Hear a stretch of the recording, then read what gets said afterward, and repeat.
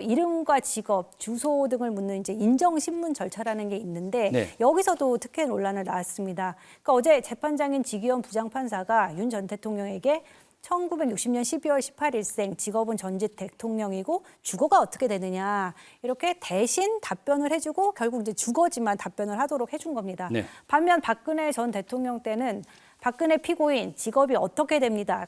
어떻게 됩니까? 재판장이 이렇게 질문을 했고 그래서 무직입니다. 이렇게 답을 해야 했습니다. 예. 이명박 전 대통령 때도 역시 무직이라고 직업을 직접 밝혔습니다. 직접. 네. 네. 심지어 전두환 노태우 첫 고발 때도 직업이 뭐냐고 질문을 했고 없습니다. 각각 답변을 했습니다. 예. 그러니까 아시다시피 지기현 판사는 이제 구속 기간을 유례 없이 시간 단위로 따져서 윤 전 대통령의 구속 취소 결정을 내린 인물입니다. 예. 이 결정도 많은 비판과 논란을 낳았는데 이렇게 첫째 밥부터 봐주기식 행보를 보이면 이제 앞으로 공정한 재판이 과연 이루어질 수 있겠는가 이런 의심을 자초한 셈이 됐습니다. 예, 변호사님, 이 어떤가요? 이 보통 사람들 같은 경우에는 형사 재판에 익숙하지가 않으니까 뭐 피고인에게 발언 시간이 82분 변론으로 주어진다.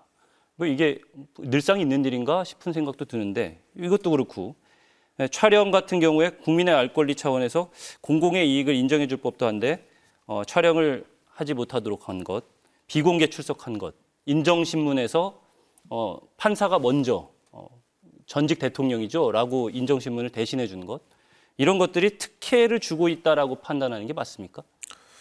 네, 저 결론부터 말씀드리면 네. 저는 그렇다고 생각을 합니다. 예, 물론 이제 그동안 사법부, 구체적인 재판부의 어떤 결정과 어떤 취지에 대해서 특정한 의도와 편향성을 의심하거나 그런 문제를 제기하는 것들을 개인적으로는 극도로 꺼려왔습니다. 예. 왜냐하면 그런 부분들이 사법의 정치와 좀 사법의 정치적인 논란으로 끌어들이고 우리가 가지고 있는 법치주의적인 신뢰를 무너뜨린다는 생각 때문이겠죠. 하지만 이번 이 재판의 진행 과정, 지난번 구속 취소까지 포함해서 이 과정에 대해서는 우리가 이야기를 안 할 수가 없습니다. 우리가 인정신문이라는 것은요, 피고인이 제정을 했을 때 피고인한테 당신이 이 사람이 맞는지를 물어보는 절차이고요. 아니 그러면은 이름과 주소와 어떤 소위 말해서 그 사람의 직업을 물어보는 게 왜 대단합니까? 라고 하는데요. 중요한 어떤 절차라고 볼 수가 있습니다. 예. 왜 그러냐면요.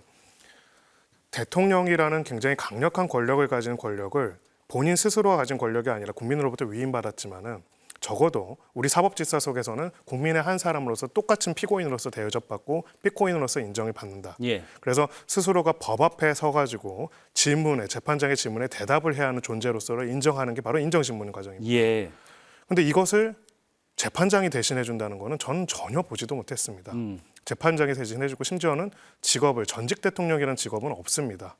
그런 부분에 있어가지고 법 앞에 모두가 평등하고 무엇보다도 국민의 주권을 배제하고 나서 임의적이고 자의적인 권력을 행사했다는 이유로 해서 중대한 헌법을 위반했다고 파면된 전 대통령에 대해서 네. 형사적으로 실체적 진실을 가리고 국민 주권을 해치는 것에 대한 걸 처벌을 하기 위한 공정한 재판을 진행하는 과정에서 전직 대통령 애우라는 굉장히 특별한 사법적인 행동들을 하는 것은 굉장히 큰 오해가 있을 수 있다고 생각하고요. 예. 공개와 관련돼서도 마찬가지입니다. 왜 대통령 재판 같은 경우에는 전직 대통령 재판 같은 경우에는 공개를 할까요? 국민들의 알 권리가 압도적으로 높기 때문입니다. 즉 소위 말하는 정치적인 영향력과 힘으로 인해 가지고 왜곡되지 않도록 공개 재판의 원리에 따라서 국민들이 그것을 지켜보고 정상적으로 공화국의 절차들이 이루어지는지를 볼 수 있게 하기 위해서 만드는 거거든요. 예. 그럼에도 불구하고 그런 부분들을 특히나 국민 주권을 해치고자 했다는 내란죄 혐의라는 훨씬 더 무거운 혐의로 지금 기소된 전직 대통령한테 피고인한테 특별하게 이런 부분을 허락하지 않는다고 하는 것은 누가 보더라도 지난 구속 취소 결정에 이어가지고 헌법 질서의 회복과 법 앞의 평등이라는 기본적인 원칙에서도 크게 반하는 매우 이례적인 결론이라고 볼 수밖에 없고요. 예.